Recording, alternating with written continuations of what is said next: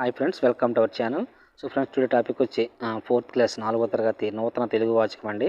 So already గత వీడియోలో first video చేసాం తెలుగుకి సంబంధించి 3వ తరగతి కంటెంట్ మరియు ఆబ్జెక్ట్ బిట్స్ ఒకే వీడియోలో చెప్పడం జరిగింది. అలాగే నూతన మరియు ఓల్డ్ టెక్స్ట్ బుక్ కూడా మనం అక్కడ చెప్పడం జరిగింది. అలాగే ఇదే వీడియోలో నూతన తెలుగు వాచకం ముందుగా చూద్దాం. అలాగే ఓల్డ్ టెక్స్ట్ బుక్ కూడా ఏమున్నాయి బిట్స్ అనేవి ఒకసారి చూద్దాం. మ్యాక్సిమం న్యూ టెక్స్ట్ బుక్ అయితే ప్రామాణికం మనకి వాటి సిలబస్ పరంగా. ఓకే ఫ్రెండ్స్, ఇంక లేట్ చేయకుండా టాపిక్ వెళ్ళిపోతాం. చూడండి, ఫస్ట్ బిట్టు. బసవరాజు అప్పారావు ఒక భావకవి మరియు గీతకర్త అంటండి. జాతీయోద్యమ కాలంలో ఈయన గీతాలు ప్రజలకు గాఢంగా ప్రభావితం చేశాయి. బసవరాజు అప్పారావు గేయాలు పేరిట ఈయన గీతాల సంపుటంగా వెలువడ్డాయండి. సో అప్పారావు గేయాలు అనేవి బసవరాజు అప్పారావు గేయాల పేరిట వెలువడ్డాయి. నెక్స్ట్, ఇంద్రకంటి శ్రీకాంత్ శర్మ కవి, కథకులు మరియు విమర్శకులు అండి. తెలుగులో అనుభూతి కవిత్వానికి ప్రతినిధి ఎవరంటే ఇంద్రకంటి శ్రీకాంత్ శర్మ. నెక్స్ట్, ఇంద్రకంటి శ్రీకాంత్ శర్మ యొక్క రచనలు చూడండి. అనుభూతి గీతాలు, ఇది కవితా సంపుటి అండి. నెక్స్ట్, లలిత గీతాలండి. నెక్స్ట్ బిట్ వచ్చి పద కవిత పితామహుడు ఎవరంటే తాళ్ళపాక అన్నమయ్య అండి. Very very important. Tallapaka Annamayya 32,000 సంకీర్తనలు రాశారండి. నెక్స్ట్ బిట్, వెంకటేశ్వర స్వామి కేంద్రంగా విశిష్ట సాహిత్యాన్ని, సంగీత సంస్కృతి నిర్మించారండి తాళ్ళపాక అన్నమయ్య గారు. తేట తెలుగు పడుగుబడి, దేశ సంపద, వాడుక భాషలోని అపురూప మాధురి అన్నమయ్య కవిత్వంలో పొంగుపొరులుతాయి అండి ఈయన ఒక రచనలో వెంకటేశ్వర స్వామికి సంబంధించి. నెక్స్ట్, సోదుము రామ్మోహన్ పత్రిక రచయిత అండి. ఈయన పలు రచనలు అనువాదాలు చేశారు. ఆ నిఘంటు నిర్మాణం కూడా చేశారండి ఈయన సోదుము రామ్మోహన్ అనేవారు. 2 దశాబ్దాల పాటు విశాలాంధ్రలో, 1 దశాబ్దం పాటు ఉదయంలో పనిచేశారండి ఈయన. నెక్స్ట్ చూడండి, మతములని మాసిపోవును జ్ఞానం ఒకటి నిలిచి వెలుగును అన్న కవి ఎవరంటే గురజాడ అప్పారావు అండి. గురజాడ అప్పారావు పూర్తి పేరు గురజాడ వెంకట అప్పారావు అండి. ఆధునిక తెలుగు కవిత్వానికి, సాహిత్యానికి మార్గదర్శకులు మరియు యుగకర్త అండి ఈయన. నెక్స్ట్ బిట్ చూడండి, ఆధునిక తెలుగు సాహిత్యంలో అత్యంత విశిష్ట రచన కన్యాశుల్కం రచయిత ఎవరంటే గురజాడ అప్పారావు అండి. ఇది రీసెంట్లీ మొన్న 24 జరిగిన టెట్లో వచ్చిందండి బిట్టు. గురజాడ తెలుగు సాహిత్యంలో వాడుక భాషను బట్టి ప్రవేశపెట్టి శిరస్సుమైన రచనలు చేశారండి గురజాడ అప్పారావు గారు. పిల్లల మరి వెంకట హనుమంతరావు అండి. ఈయన విమర్శకులు మరియు కవి. వీరు సాహిత్య వ్యాసాలు, కథలు, ఏకాంకికులు, ఖండకావ్యాలు రచించారండి. నెక్స్ట్, పిల్లలు మరి వెంకట హనుమంతరావు రచనల్లో సాహిత్య సంపద ఇంపార్టెంట్ అండి. అలాగే ఆంధ్రాభ్యుదయం, కాపు పాటలు ముఖ్యమైనవి. ఈ రచనలు గుర్తుపెట్టుకోవాలి. సాహిత్య రంగంలో జ్ఞానపీఠ పురస్కారం అత్యంత ప్రతిష్టాత్మకమైంది, తెలిసిందే మనకి. తెలుగులో జ్ఞానపీఠ పురస్కారాన్ని పొందిన వారిలో కవి సామ్రాట్ విశ్వనాథ సత్యనారాయణ ప్రథముడు అండి. Very very important. సో తెలుగులో జ్ఞానపీఠ పురస్కారం పొందిన మొదటి రచయిత ఎవరంటే విశ్వనాథ సత్యనారాయణ అండి. జ్ఞానపీఠ పురస్కారం పొందిన తెలుగు వారు 3వ వ్యక్తి ఎవరంటే రావూరి భరద్వాజ అండి. పాకుడు రాళ్ళు అనే రచనకు వచ్చి ఉంటుంది. రావూరి భరద్వాజ రచన పాకుడు రాళ్ళకి జ్ఞానపీఠ పురస్కారం వచ్చింది. మొదటగా వచ్చింది అయితే సత్యనారాయణ అండి, విశ్వనాథ సత్యనారాయణ గారికి వచ్చింది. నెక్స్ట్ చూడండి, వీరు రచించిన పాకుడు రాళ్ళు నవలకు జ్ఞానపీఠ పురస్కారం వచ్చింది చెప్పాము. నెక్స్ట్, రావూరి భరద్వాజ జన్మస్థలం వచ్చి గుంటూరు జిల్లా తాడికొండ అండి. రావూరి భరద్వాజకు లభించిన పురస్కారాలు చూడండి. జ్ఞానపీఠ పురస్కారం, కళా ప్రపూర్ణ, కేంద్ర సాహిత్య అకాడమీ పురస్కారం, సోవియట్ భూమి, నెహ్రూ పురస్కారం, రాజ్యలక్ష్మి ఫౌండేషన్ అవార్డు మొదలైనవి వచ్చాయండి ఈయనకు. నెక్స్ట్ చూడండి, రావూరి భారద్వాజ రచనలు ఇంకా ఉన్నాయి. అపరిచితులు, కథాసారం, ఉడతమ్మ ఉపదేశం, కీలుగుర్రం, ఇవన్నీ కూడా రావూరి భారద్వాజ యొక్క రచనలు. నెక్స్ట్, వెంకట పార్వతీశం కవులు చూడండి. సో వెంకట పార్వతీశం కవులు అంటే ఎవరు అన్నారండి, ఇది వెరీ వెరీ ఇంపార్టెంట్. ఇది టెట్లో 2 టైమ్స్ అడిగాడు మొన్న 24 జరిగిన టెట్లో 2 టైమ్స్ అడిగాడు. కింది వాటిలో వెంకట పార్వతీశం కవులు ఎవరిని అంటారు అన్నీ ఒకేలా ఇచ్చి కన్ఫ్యూజ్ చేశాడండి. చాలామంది తప్పు ఆన్సర్ పెట్టారు. బలంతరావు వెంకటరావు, ఓలేటి పార్వతీశం అండి, గుర్తుపెట్టుకోవాలి. వెంకట పార్వతీశ కవులు అని ఎవరిని అంటారంటే వెంకట అంటే బాలంతరావు వెంకటరావు, పార్వతీశం అంటే ఓలేటి పార్వతీశం, గుర్తుపెట్టుకోవాలి. బాలంతరావు వెంకటరావు జన్మస్థలం వచ్చి తూర్పుగోదావరి జిల్లా మల్లాలండి. ఓలేటి పార్వతీశం జన్మస్థలం తూర్పుగోదావరి జిల్లా పిఠాపురం అండి. గోర్కి కథలు, కల్పవల్లి, ఖండకావ్యం సంపుటాలు రచించి కవి వింజమూరి శివరామారావు అండి. రచించింది ఎవరంటే కవి వింజమూరి శివరామారావు.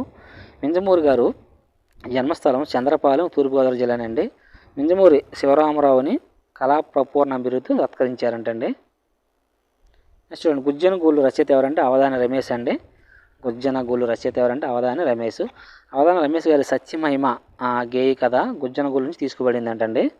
అవధాని రమేష్ గారు రచించినటువంటి సత్యమహిమ అనే కథ నుంచి ఈ గుజ్జన గూళ్ళు అనే రచన తీసుకోవడం జరిగింది పాఠ్యాంశాన్ని. అవధాని రమేష్ యొక్క రచనలు చూడండి. కాసుల పేరు, ప్రతీకారం, 3 మంచి కథలండి ఈయన యొక్క రచనలు.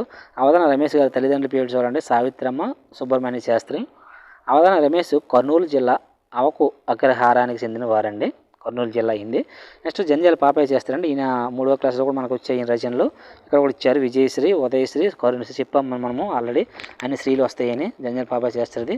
కవి రాజుగా పేరు పొందిన హేతువాద కవి ఎవరంటే త్రిపురనేని రామస్వామి అండి. నెక్స్ట్ చూడండి త్రిపురనేని రామస్వామి రచనలు చూడండి. సూత పురాణం, పల్నాటి పౌరుషం, శంభుక వధ మొదలైనవి ఈయన యొక్క రచనలు.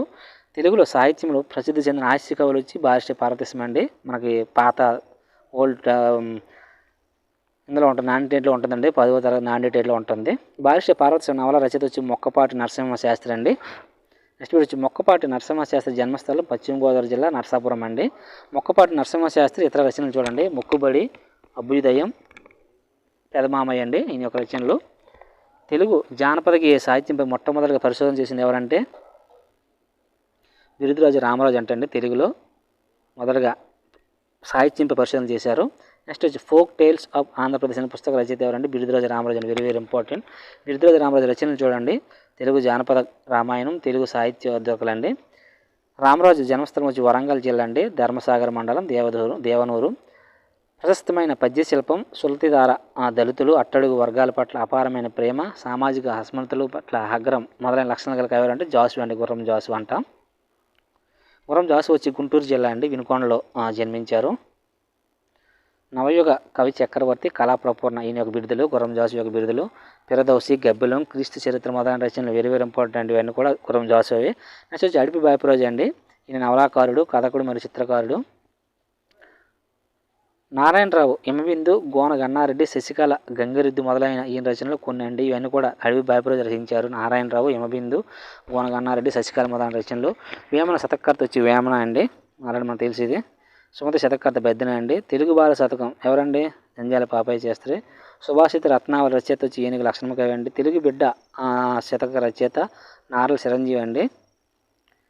నెక్స్ట్ నారాయణ శతకం వచ్చి పోతన అండి. నక్షత్రాలు 12, రాసులు 12 అండి, సారీ నక్షత్రాలు 27, రాసులు 12. పోతులకు సంబంధించి రచయితలు అండి. రచయితలకు సంబంధించిన యొక్క రచనలు మరియు వారి వివరాలు. కొన్ని అర్థాలు ఇచ్చారు చూడండి. స్వరాజ్యం అంటే సొంత పాలన, మోక్షం అంటే విడుపు విముక్తి, కంపించడం అంటే వణుకుట, దర్బార్ అంటే రాజ్యసభ, సామంతులు అంటే రాజు కింద ఉండే చిన్న రాజులు, ఒట్టి అంటే ఏమీ లేని, దేశాభిమానం అంటే దేశం మీద ప్రేమ, తోడపడు అంటే సహాయపడు, చంద్రవందన అంటే క్రమబద్ధం లేకపోవడం, ఆసక్తిగా అంటే ఇష్టంగా, చిన్నబుచ్చుకొని అంటే నిరాశపడు. ఇక్కడ ఓవరాల్గా చూడండి, అలా వాచ్ చేసి చూసుకోండి. అర్థాలు ఇచ్చాడు. ఈ అర్థాలు అది వెరీ వెరీ ఇంపార్టెంట్. చూసుకోండి, టెక్స్ట్ బుక్లో ఉన్నవన్నీ కూడా ఒకసారి పాస్ చేసుకొని చూసుకుని సైడ్ కూడా కొన్ని ఇవ్వడం జరిగింది చూడండి. ప్రణవం, అధర్మం, స్వస్తి, విదేశకుడు, ఒట్టి, కద్దు, పరివర్తన, ఆహ్లాదకరంగా, ఆత్మీయంగా, మహిమ, చరుతుండు, తెన్నులు చూసి, ఆర్తి, మిసిమి, చెన్ను, ధనుసు ఇవన్నీ కూడా ఓవరాల్గా నూతన తెలుగు టెక్స్ట్ బుక్ ఉంది కదండి, తెలుగు వాచకం, దానికి సంబంధించి మొత్తం అన్ని లెసన్స్కి సంబంధించి ఇంపార్టెంట్ అర్థాలు అయితే ఇక్కడ ఇవ్వడం జరిగింది. ఒకే దాంట్లో ఇచ్చాడు.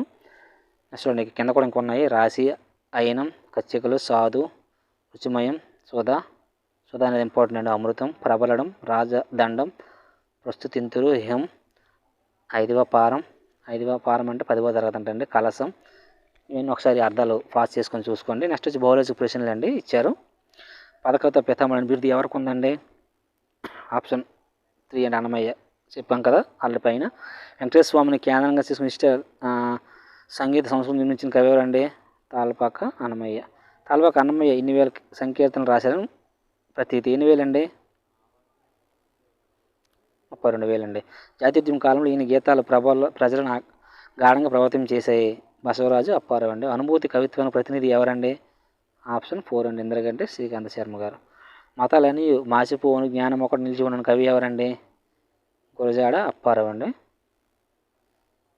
నెక్స్ట్ చూడండి, ఆంధ్రభ్యుదయం కాపు పాట రచయిత ఎవరండి?